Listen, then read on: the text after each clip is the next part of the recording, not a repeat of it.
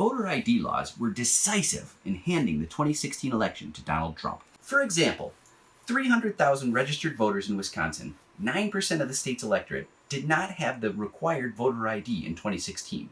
Because of Wisconsin's voter ID law, 200,000 fewer people showed up to vote than in years before. Donald Trump won that state by less than 23,000 votes. In Milwaukee County alone, Hillary Clinton received 43,000 fewer votes than Barack Obama.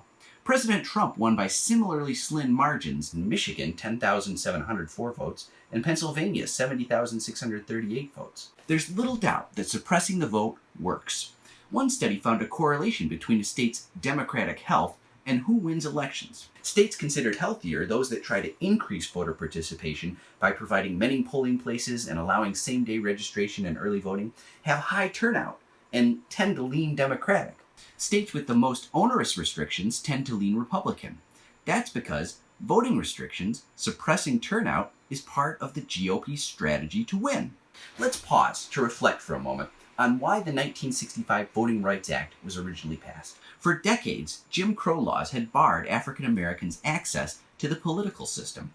Literacy tests and poll taxes and outlandish registration restrictions locked Black Americans out of elections for decades. The 1965 Voting Rights Act put an end to those practices and attempted to give Black folks a voice in the political process that they had been locked out of since shortly after they were given the vote.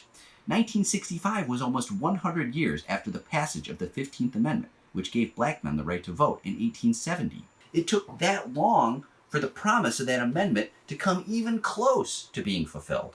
Then, in 2013, the moment after 5 Supreme Court justices decided that the coast was clear, the same southern states that originally passed all those racist old Jim Crow laws passed new laws designed to accomplish the same old goal.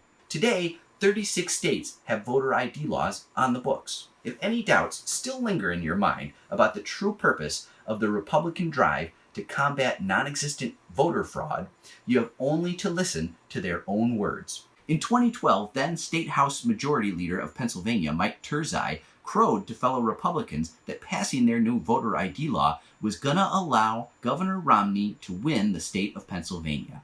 In North Carolina, a GOP precinct chair was equally candid. In an interview with The Daily Show, Don Yelton was asked about how effective voter ID could really be after admitting there were only 2 recorded cases of voter fraud out of 60,000 votes in his county. As correspondent Asif Manvi pointed out, it was enough voter fraud to sway 0 elections. Yelton's response was blunt. That's not the point, he replied, going on to brag that the new law is going to kick Democrats in the butt. Republicans have displayed similar candor about why early voting or longer hours for polling locations are bad for them. Former Florida GOP chair Jim Greer told the Palm Beach Post, the Republican Party, the strategists, the consultants, they firmly believe that early voting is bad for Republican Party candidates. He went on to paraphrase those consultants, saying, "It's done for one reason and one reason only. We've got to cut down on early voting because early voting is not good for us." A more racist explanation came from a county GOP chair in Ohio who was working hard to limit early voting hours.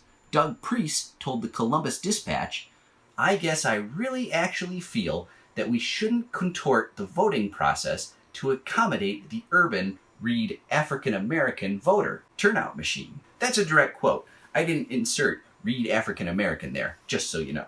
I know it sounds like a good idea to make everyone prove with a photo ID that they are who they say they are on Election Day. It seems like a common sense way to prevent people who shouldn't vote from skewing elections. The danger of that happening is basically non-existent. You don't need to worry about immigrants voting, for example. That doesn't happen. In-person voter fraud almost never happens. And even when it does, 36 out of a billion votes, it doesn't change electoral outcomes. Electoral restrictions are a conscious strategy to limit who votes. We shouldn't let elected leaders get away with it. Hey, please like, follow, favorite, and consider subscribing to my free Substack so you can get my material in your email every day. Let's make them pay.